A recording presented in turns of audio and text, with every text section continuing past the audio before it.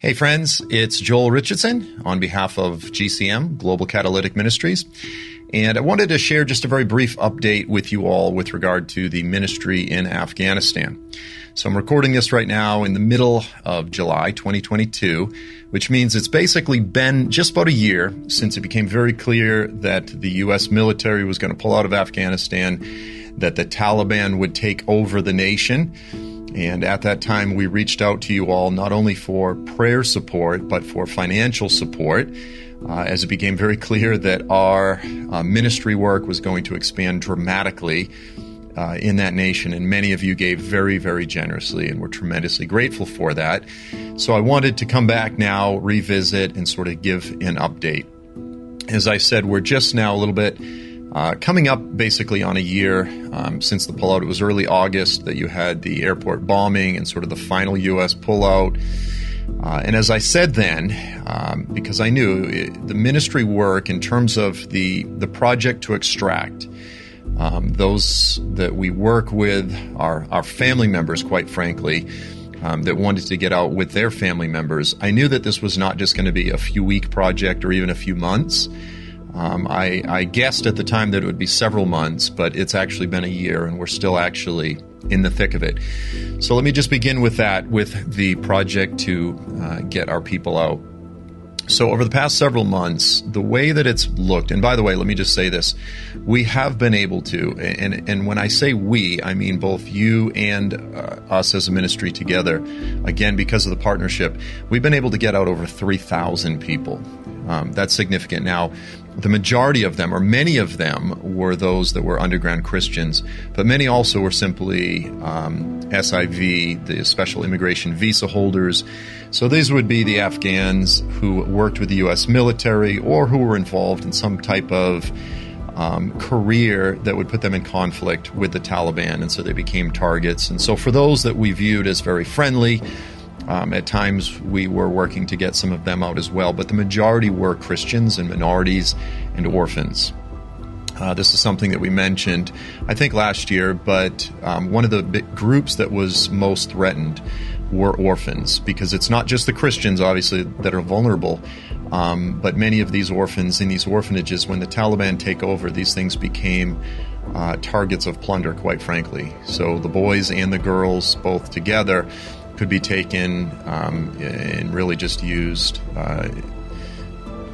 as concubines or sort of in human trafficking or slavery and this type of thing. So we've had a real strong effort to get orphans out. But as I said, we've been tremendously blessed. We've got about 3,000 out. And this is in partnership with another ministry or another project, let me just say that, various retired military intelligence specialists and this type of thing who are believers. And of course, we develop a network in country and in various countries surrounding Afghanistan in order to get as many people out. But that said, over the past several months, what it's looked like is constantly every day the Taliban is changing the rules. You know, one day the visas are open, the next day it's not. One day one border's open, then it gets closed, and it's just this constant state of flux. So that's what we've been working with. And we still actually have several families that I'm going to call them stragglers that we've been working to get out. And we've got a few different countries that we're working on to get them out. When I say families, by the way, you know, oftentimes you start out with one point of connection, and then you've got all of his brothers and sisters and siblings and their kids and parents, and next thing you know, you've got 100 people. So when I say 3 families, we've still got quite a few that we're in the process of trying to get out, but that's been wonderful. So that has been a significant part of what we've been doing. And when I say the ministry has not stopped over the past year, it is ongoing. Every day, I'm dealing with messages and texts from people who are under threat, who are being attacked, who are running, fleeing, safe homes, and this type of thing. So that's what we've been doing. We've been providing safe homes, food, shelter, and helping many of them to get out. Beyond that, a significant part of what we've been doing has been we've been helping to provide simple food, simple aid, okay? We've said this multiple times, but Afghanistan was, prior to the Taliban taking over, one of the poorest and most destitute nations in the world. After the Taliban took over, I mean, like multiple times worse. One of our workers made reference to going to someone's home and, they were so destitute, they were literally boiling what sounded like alfalfa for their horse or donkey, and they were feeding that to the kids, putting a little salt in it, just like powdered green, barley or something like this. And I mean, the level of poverty is unimaginable to most in the West. People are actually selling their children to feed their other children. I mean, that's really how bad it is. So we've been so blessed, and we have fed and given food to dozens upon dozens, even hundreds of families. And that's been really awesome. Now, let me just say this. There was another huge issue that came up just recently, which is there was a massive earthquake in Afghanistan up in the Coast province. And so we've been able to provide aid, to provide funding. And I don't want to give too many details, but simply I'll just say this, to help people rebuild their lives. We're able to actually help rebuild homes and provide the finances to rebuild homes at an incredibly great rate. In fact, we're actually in the process of helping 10 homes already to be built. So we're trying to raise more funds for that. Now listen, with regard to what we do, discipleship and church planting is always the primary goal of GCM.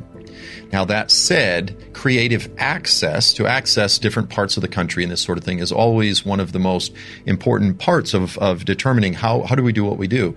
And so through basic aid, this is one of the ways that we're able to meet the needs of the people. That becomes a primary point of creative access to what is unarguably one of the most difficult to reach places in the world. So we've been tremendously blessed to be able to do that.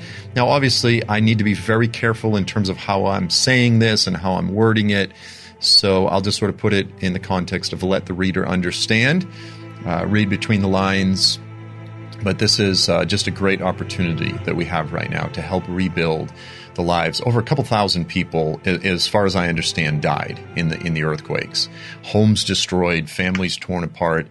And so, again, we are blessed to be able to provide resources to minister to that part of the country. Okay, so we've got the rescue efforts, we've got the aid, and to be very clear, the ongoing work of building the church and discipleship. That is ongoing. The church the gates of hell will not prevail against the kingdom of God. And the church is not going to disappear. You go, well, you've got 3,000 people out. How many people are still in the country that are believers? There's many that are still in the country. And there is ongoing discipleship. There's worship. Now, it's very real. It's very raw, to be clear. It's difficult. There is despair. There's depression.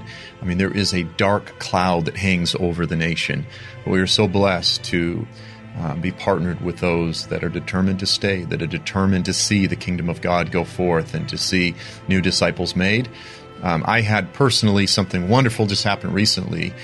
This is now probably a month or so ago, where one of the individuals that we were in the process of helping to extract from the nation, who was actually a Pashtun Muslim, but very moderate, he was asking a lot of questions about Christianity. And of course, I was just answering the questions. I didn't think there was anything going on deeper than just some basic questions. But one day he messaged me and said, "Hey, brother, congratulations to you. Thank you for answering all my questions. I have become a Christian. I've changed my religion." And this is actually very rare in the country. The majority of the believers that are coming to faith are among some of the minority groups. But the Pashtun, the number of believers among the Pashtun, which is the majority ethnic group, that's the Taliban, it's really far and few in between. So to have an ethnic Pashtun come to faith, it's just a wonderful blessing. It's a kiss from the Lord, and it's just been a joy to be part of this project. So that said, not a tremendous, huge lot of information. Again, as I said, I need to be very careful about what I say here. But let me just say this. We're trying to raise more money for the ongoing work there in Afghanistan. The opportunity is great. As I've said multiple times, there's this passage in Job, which I think it just encapsulates the opportunity that we have in the nation of Afghanistan. It says, when a man is in a heap of ruins, on the ground, he stretches out his hand to God. And it's in the midst of desperation, it's in the midst of the despair that the gospel opportunities need to be taken advantage of. And so that's what we've been doing. So we're reaching out to you. We're asking you, please continue to remember us in prayer. And if the Lord would move on your heart, to give even a small amount or generously toward this project, our opportunities are immense right now, but the financial need is great. So we'll put up multiple times throughout this video, we'll put up the links if you are interested in giving or if you're interested in connecting more with Global Catalytic Ministries. Again, from the bottom of my heart, I just want to thank you all for your partnership. Again, we could not do what we're doing without you all. It's a synergistic, catalytic project. We work together, and together it builds and it grows. And this is the nature of the kingdom of God. And I'm blessed to be part of, and I'm blessed to be partnered with you all. So thank you again. So that's it for now. Look forward to seeing you next time for another update. Until then, have a fantastic week. God bless you all, and Maranatha.